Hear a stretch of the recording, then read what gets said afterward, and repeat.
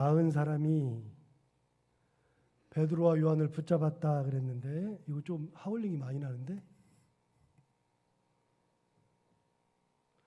나은 사람이 베드로와 요한을 붙잡았다 그랬는데 나은 사람이 누구냐면 1절부터 있는 말씀이잖아요.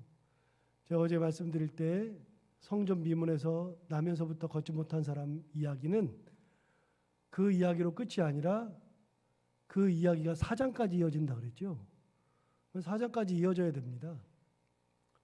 그러면은 성전 미문에서 고침받은 나면서부터 걷지 못한 이 사람은 그 사람이 11절에 나오는 거예요.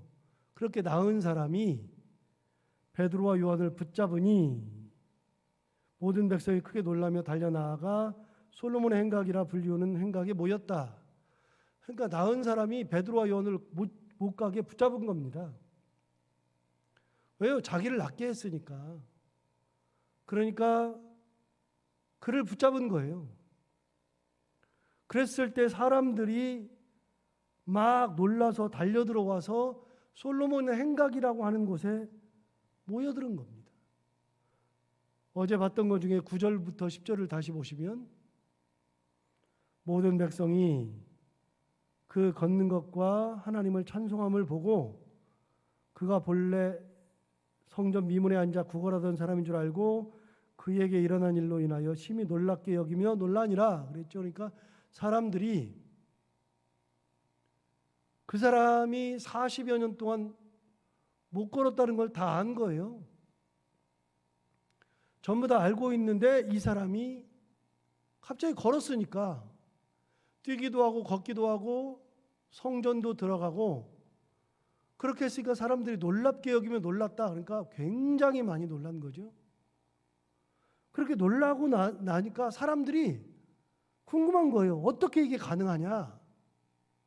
그런데 나은 사람도 이게 불가능한 일인데 이런 일이 생기니까 베드로와 요한을 붙잡은 겁니다. 못 가게. 그냥 기도 시간에 맞춰서 기도하러 가는데 성전에 기도하러 가는 그 제 9시 오후 3시간을 맞춰서 기도하러 가던 중에 이 사람을 낫게 했으니까 기도 시간을 못 맞춘 거잖아요. 지금 이제 기도 시간을 맞추러 들어가야죠. 기도 시간을 맞추러 들어가야 되는데 그 사람이 붙잡은 거예요. 그러니까 베드로와 요한이 꼼짝을 못 하는 거예요. 근데 거기다가 사람들까지 막 모여들어가지고 솔로몬의 행각이라고 하는 곳에 다 모여들었어요. 그렇게 모여들었을 때 베드로와 요한은 기도 시간은 못 맞췄는데 그런데 사람들이 모여드니까 뭐래요? 복음을 전파하는 거예요. 내가 정한 기도 시간은 못 맞췄지만 그렇지만 하나님께서 이것을 기회로 삼아서 말씀을 전파하게 하려고 한다는 것을 베드로와 요한이 직감적으로 안 거예요. 여러분, 기도 시간이 중요해요? 말씀을 전파하는 사람들에게 복음 전파하는 게 중요해요? 다 중요한 거예요, 다. 뭐가 중요한 게 없어요. 기도 시간도 중요해요. 내가 하나님과 약속한 시간이니까 중요해요. 그리고 이런 기회가 없어서 말씀을 전하는 것도 중요해요. 뭐가 더 중요하다고 말하면 안 돼요. 그런데 이 상황에서는 하나님께서 기도 시간을 맞추는 대신에 사람들을 불러 모으셨고 여기에 사람들이 다 놀라가지고 이미 그 사람들은 뭐 할 자세가 돼 있냐면 들을 자세가 돼 있는 거예요. 들을 자세가 돼 있는 사람들에게 나 기도 시간 맞춰야 돼 그러고서 가는 거는 하나님의 뜻이 아니죠. 그러니까 다 중요한데 상황과 여건에 따라서 이게 중요할 수도 있고 저게 중요할 수도 있고 뭐가 중요하다고 말할 수 없어요. 그런데 지금 상황은 말씀을 전하는 것이 더 중요해요. 왜요? 하나님께서 가만히 생각해 보세요. 하나님께서 사람을 모이게 하셨잖아요. 이 사람을 낫게 하면서부터 이미 사람들이 다 놀래가지고 들을 준비가 되어 있으니 이 사람들에게 말씀을 전해라 라고 하는 음성이 들리는 것 같지 않아요? 그러니까 지금은 이것이 훨씬 더 중요한 거예요. 때를 얻든지 못 얻든지 전파하는 거. 여러분, 상황과 여건은 하나님이 만드셔요. 우리나라 초대교회사에 보면 기독교가 처음 들어왔을 때 고종황제 때 들어왔거든요. 1884년 이때 어감부터 들어가기 시작해가지고 들어와서 그때부터 활동을 했는데, 고종황제 1894년이 되었을 때 우정국 사건이라고 그랬어요. 우정국이 뭐냐면 지금의 우체국이에요. 우체국. 우리나라 최초로 우정국이라고 하는 것을 만들었어요. 그게 1894년이에요. 그게 이제 갑신정변인데, 그 우정국이 지금 어딨냐면 명동 바로 옆에 있어요. 거기에. 거기 그 신세계백화점 바로 앞에 그 우체국 본사가 거기 있죠. 거기가 바로 우정국 자리라고요. 그 우정국이 광화문 경복궁에서 나와서 광화문을 지나서 쭉 오면, 그 대로를 따라서 쭉 오면 거기 끝에 우정국이 있어요. 그 우정국에 왔는데 거기서 우정국을 처음으로 낙성하는 날인데, 그때는 일본 사람들이 막 우리나라에 들어와 가지고 활동하기 시작하고, 중국 사람 들어오고, 러시아 들어오고, 미국 들어오고, 프랑스 들어오고 막 들어오니까 우리나라가 풍전등화예요. 곧 있으면 나라가 멸망할 것 같아. 그러니까 고종황제가 그 사이에서 정치를 잘해야 되는데 잘 못한다고 생각했던 개화파들이 이번 기회에 고종황제는 죽일 수 없고, 고종황제의 바로 밑에 있었던 사람들, 이 사람들이 문제라고 생각한 거예요. 그래서 고종황제 바로 밑에 있었던 사람들을 다 죽이고 우리 측 사람들을 심어서 나라를 새롭게 해야 되겠다라고 생각했어요. 그래서 거기에 고종황제도 오고, 고종황제의 밑에 있었던 최고 관리들이 다 모였는데, 그때 당대 고종황제 밑에서 최고 권력을 누리던 사람이 민영익이라는 사람인데, 민영익은 누구냐면 우리가 잘 알고 있던 민비 혹은 명성황후의 사촌 조카예요. 그 집안이에요. 그래서 민영익을 죽이면, 그러면 이 사람이 실각하고 나면 우리 측 사람이 들어가서 나라를 새롭게 할 거다. 그래서 개화파들이 미리 작정을 하고 칼을 품고 우정국 처음으로 만드는 첫날 칼을 품고 들어가요. 칼을 품고 들어가서 민영익을 보자마자 칼을 꺼내가지고 난자를 찌르고 베고 난자를 한다고요. 완전히 난자를 해가지고서 민영익이 완전히 죽어요. 숨이 꼴깍꼴깍 넘어가요.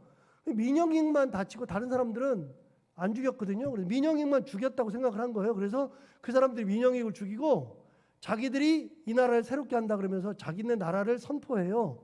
그게 3일 천하로 끝나는데, 3일 천하. 3일 만에 그 혁명이 끝나요. 그래서 그 사람들은 다 미국으로 추방, 일본으로 도망가고 중국으로 가고 다 도망가죠. 그런데 그렇게 민영익이 다 죽었을 때 제가 문서를 봤더니 36번을 찔려요. 36번. 배를. 온몸을 다. 난자를 당해요. 그래서 완전히 걸레가 돼요. 몸이. 걸레가 된 당시에 국가의 왕은 시의가 있잖아요. 어의가 있잖아요. 어의가 있었는데 당대에는 알렌이라는 선교사가 들어와 있었는데, 그 알렌이라는 선교사가 들어와서 어의가 둘이 돼요. 한의사 중에 어의가 있었고 양의 중에 어의가 알렌이에요. 최초로. 그 전까지 조선시대는 무조건 한의만 어의였죠. 양의가 없었으니까. 알렌이 최초로 어의가 돼요. 그래서 어의가 둘이었다고요. 한의와 양의. 그런데 한의를 불렀어요. 한의를 불러서 딱 보니까 한의사들은 찔리고 베이고 막 피가 절절 나면 꼬매는 것이 없잖아요. 인간의 몸에 바늘을 댈 수 없잖아요. 칼을 댈 수 없잖아요. 수술이라는 것이 없었어요. 한의는. 어떻게 잘라내고서 끄집어내고 해요. 그 말이 안 되죠. 그러니까 딱 보니까 이건 어떻게 할 수가 없어. 이미 뭐 해가지고서 폐도 나가고 콩팥도 나고 다 나갔으니까 그 다 벌려가지고 수술해야 되고 다 꼬매야 되고 하니까 안 되잖아요. 그러니까 한의가 딱 보자마자 못한다고 뒤로 넘어졌어요. 그러니까 고종황제가 급하게 알렌을 불러요. 알렌을 불러가지고 알렌이 왔는데, 알렌이 딱 보니까 살아날 수 있는 사람이 아니에요. 죽었어요. 그런데 알렌이 거기서 직감적으로 느끼는 게 한 가지. 하나님께서 이걸 통해서 조선을 복음화하는데 큰 불쏘시개로 쓸 거다. 직감해요. 자기가 봐도 살릴 수가 없어요. 내가 아무리 의학이 뛰어나도 살릴 수가 없어요. 살릴 수가 없는데 직감은 뭐냐면 하나님이 이 일을 통해서 조선을 하나님의 나라로 만들려고 하는 불쏘시개로 쓸 거다라는 직감.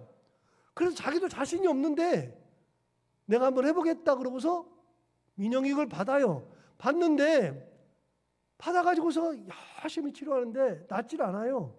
낫질 않는데 진짜 하나님 앞에 기도하면서 민영익을 치료했는데 놀랍게도 3개월 만에 민영이 일어선 거예요. 민영이 일어서가지고서 사람 구실을 하니까 고종황제가 알렌을 보고 나서 그때까지는 네가 여기서 의사하는 거는 좋은데 복음은 전파하지 말아라. 이게 고종황제의 칙령이에요. 복음 전파는 하지 마. 의학만 해. 그런데 그 이후로 민영익이 할 수 있도록 광해원을 설립해주고 광해원이 우리나라 최초의 서양식 의료기관이에요. 지금의 병원. 광해원을 누가 만들어줬냐면 고종황제가 만들어줬어요. 그리고 그 현판을 고종황제가 써준다고요. 광해원. 모든 사람을 은혜로 확 덮는 그런 곳. 그것이 이름이 바뀌어서 제중원으로 바뀌고 제중원이 나중에 바뀌어서 지금의 세브란스가 되는 거예요.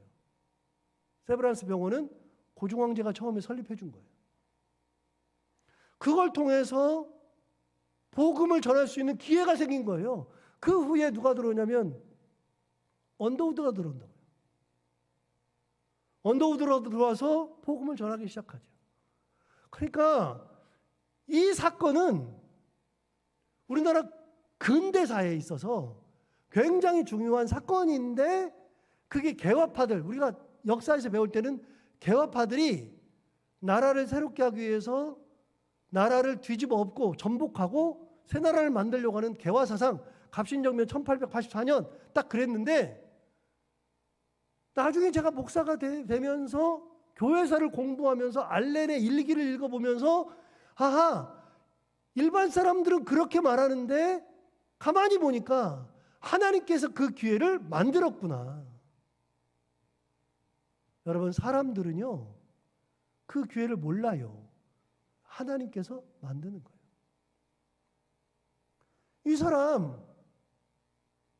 이 사람이 앉았다가 일어났어요. 앉은뱅이가 일어났어요. 40년 만에 일어났어요. 대단한 기적이에요. 기적으로 끝나면 의미가 없잖아요.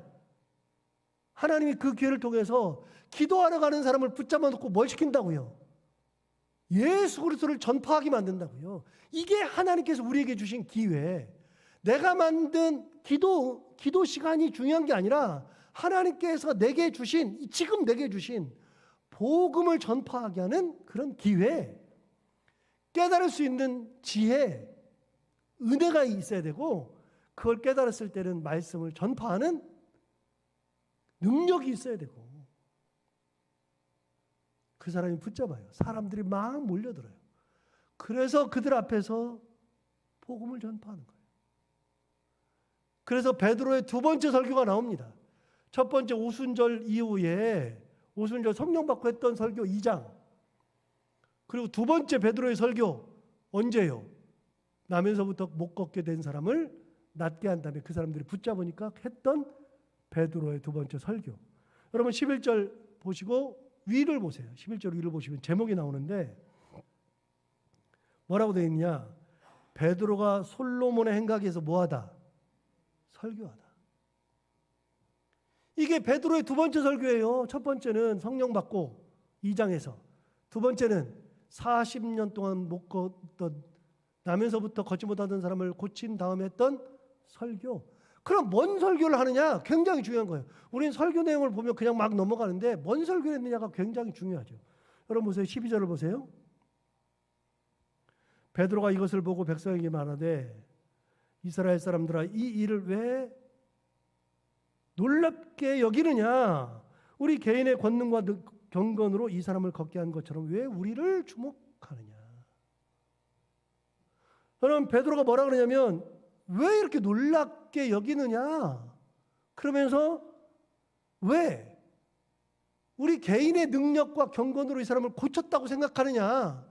우리의 개인의 능력과 경건으로 고친 것이 아니다. 우리를 왜 주목하느냐. 여러분 웬만하면 그런 일 있으면 으쓱하죠. 저만 해도 제가 설교를 잘했다고 사람들이 그러면 저도 으쓱해요. 목사님 오늘 설교가 진짜 좋았다 그러면 으쓱해요. 사람이 다 그렇잖아요. 칭찬받으면. 그런데 베드로와 요한은 그런 얘기를 안 했어요. 왜 우리를 주목하느냐? 왜 우리를 주목하느냐? 우리 개인의 권능과 경건으로 이 사람을 걷게 한 것처럼 왜 우리를 주목하느냐? 여러분 베드로는 정확히 알았어요. 이거는 내 능력이 아니고 누구의 능력? 하나님의 능력. 그걸 깨달으니까 내가 주목받을 이유가 없는 거예요. 여러분 사람들은 주목받을 필요가 없어요. 누구만 주목받으면 되느냐? 하나님만 주목받으면 돼. 교회는 하나님의 능력만 나타내면 되지 교회가 그 하나님의 영광을 가르치면 안 돼요. 사람도 마찬가지예요. 하나님의 누구든지 하나님의 영광을 나타낼 수는 있는데 그런데 하나님의 영광을 가로채면 안 돼. 내가 누구를 도와줬어. 정말 큰 걸 가지고 도와줬어요. 도와줘가지고 그 사람들 날 칭찬하고 막 좋아하고 그러면 내가 그렇게 한 거는 하나님이 내게 주신 능력으로 내가 한 거니까 그 능력을 나타내는 것은 맞아요. 하나님의 능력으로 하는 거는 맞는데 중요한 게 있어요. 그것이 하나님의 영광을 가로채면 안 돼. 모든 영광은 하나님께. 하나님이 그 모든 영광, 권세, 능력 다 가져가신 거예요. 베드로 뭐라 그래요? 왜 우리 개인의 경륜과 능력으로 이 사람을 걷게 한 것처럼 왜 우리를 주목하느냐? 우리 주목하지 말아라. 그러면서 설명한 게 뭐냐? 설명한 게 바로 예수 그리스도. 주님을 설명하기 시작해요. 13절 보십시오. 아브라함과 이삭과 야곱의 하나님 곧 우리 조상의 하나님이 그의 종 예수를 영화롭게 하셨느니라. 너희가 그를 넘겨주고 빌라도가 놓아주기로 한 결의한 것을 너희가 그 앞에서 거부하였으니 너희가 거룩하고 의로운 일을 거부하고 도리어 살인한 사람을 놓아주기를 구하여 생명의 주를 죽였도다. 그러나 하나님이 죽은 자 가운데서 그를 살리셨으니 우리가 이 일의 증인이라. 누구 설명해요? 예수. 하나님이 그를 살리셨다. 죽은 자 가운데 살리셨다. 너희들이 죽인 그를 하나님이 살리셨다. 우리는 그 일의 증인일 뿐이다. 증인일 뿐이다. 그러면서 아주 중요한 말을 해요. 16절 이렇게 말하죠. 그 이름을 믿음으로 그 이름이 너희가 보고 아는 이 사람을 성하게 하였다. 다시요. 잘 읽어보세요. 그 이름을 믿음으로 그 이름이 예수의 이름이 너희가 보고 하는 이 사람 40년 동안 못 걸었던 이 사람을 성하게 하였다. 여러분 40년 동안 못 걷게 된 사람이 성하게 된 거는 뭐가요? 예수의 이름이. 하나 볼까요? 아까 6절. 6절을 보시면 진짜 중요한 말씀. 베드로가 이르되 은과 금은 내게 없거니와 내게 있는 이것을 내게 주노니 나사렛 예수 그리스도의 이름으로 일어나 걸으라. 여러분 베드로가 그에게 준 거는 뭐예요? 내게 있는 게 뭐예요? 나사렛 예수 그리스도의 이름. 그 이름으로 일어나 걸으라 그랬죠. 자, 예수 그리스도의 이름으로 일어나 걸으라 그랬어요. 16절 다시 가봐요. 16절. 그 이름을 믿음으로 그 이름이 예수 그리스도의 이름이 너희가 보고 하는 이 사람을 성하게 하였다. 누가 이 사람을 성하게 하였어요? 예수께서. 예수 그리스도의 이름이. 왜 우리를 주목하느냐? 주님께서 하신 건데, 주님이 이름이 한 것인데. 16절 다시 볼까요? 그 이름을 믿음으로 그 이름이 너희가 보고하는 이 사람을 성하게 하였나니 예수로 말미암아 난 믿음이 너희 모든 사람 앞에서 이같이 완전히 낫게 하였느니라. 예수를 믿음으로 말미암아 이렇게 나았다 그 말이에요. 내가 한 게 아니라는 거예요. 여러분, 베드로의 설교에서 뭐가 느껴져요? 베드로의 설교에서 예수를 소개하면서 뭐라 그래요? 이 사람을 성하게 한 거는 내가 아니라 주님께서 하신 거다. 주님의 이름의 능력이 한 거다. 베드로가 그 귀한 일을 해놓고서 모든 영광과 권세를 누구에게? 주님에게. 이 모든 영광은 주님께. 설교 진짜 끝내주지 않아요? 설교 진짜 대단하지 않아요? 나를 주목할 필요가 없다. 설교의 핵심이 뭐냐? 나를 주목하지 말아라. 왜 우리를 주목하느냐? 예수의 이름이 이 사람을 성하게 하였느니라. 그 이름을 믿음으로 완전하게 되었느니라. 이게 설교라고. 이게 누가 나타나요? 주님이 나타나죠. 누가 영광을 받아요? 하나님께서 영광을 받으시죠. 설교라는 것은 이런 거예요. 제가 베드로의 설교를 통해서 많이 배워요. 설교는요, 설교자가 나타나는 게 설교가 아니라 설교를 통해서 하나님이 나타나고 주님이 나타나야 그게 설교예요. 나는 사라져도, 이름 없이 빛도 없이 사라져도 하나님만 나타나면 된다. 자, 19절을 볼까요? 19절. 그러면서 중요한 얘기. 그러므로 너희가 회개하고 돌이켜 너희 죄 없이 함을 받으라. 이같이 하면 새롭게 되는 날이 주 앞으로부터 이를 것이다. 뭐 하라고요? 회개하고 돌이켜서 죄 없이 함을 받으라. 회개해라, 돌이켜라, 죄 없이 함을 받으라. 뭘 회개하라고요? 너희가 죽였잖아. 너희가 죽였잖아. 회개하고 돌이켜라. 그리고 하나님으로부터 회개하면 죄 사함을 얻을 거다. 뭐 하라고요? 주님 앞에 새로운 영혼으로 다시 태어나라고. 주님 앞에. 이게 설교예요. 이게 베드로의 설교. 두 번째 설교. 하나님께는 영광, 우리는 아무것도 아닙니다. 예수님의 이름만 드러나기를 원합니다. 이게 베드로의 설교죠. 이런 것처럼 베드로의 이 설교처럼 우리가 세상 살아가면서 나는 사라지고 주님의 이름만 드러나고 하나님의 영광만 드러나는 그런 삶을 살아가는 우리 모두가 다 되기를 바랍니다. 기도하겠습니다. 하나님 아버지, 베드로가 진짜 대단합니다. 베드로의 설교를 보니 진짜 대단합니다. 하나님 아버지, 이 땅에 사는 우리들은 특히 제가 그럴 수 있고 세상에 있는 목사들이 다 그럴 수 있는데 자기가 잘난 양, 내가 뭐 대단한 양 착각하고 살 때가 굉장히 많은데 하나님 아버지, 우리는 감추어 주시고 우리 모든 사람들은 다 감추어 주시고 우리가 하나님의 능력으로 능력은 베풀되 모든 영광과 권세는 하나님께 돌려드릴 수 있는 하나님의 영광을 가로채지 않는 믿음을 갖게 하여 주옵소서. 베드로같이 위대한 사람도 나를 주목하지 말라 그랬습니다. 하나님 아버지, 우리가 주목받는 것이 행복한 것이 아니라 내 삶을 통하여 하나님의 영광이 드러나는 것이 가장 귀한 것인데 그런 귀한 것을 그대로 하나님 앞에 영광을 돌리며 살아갈 수 있는 그런 귀한 믿음의 삶을 살아가는 저희들이 다 되게 하여 주옵소서.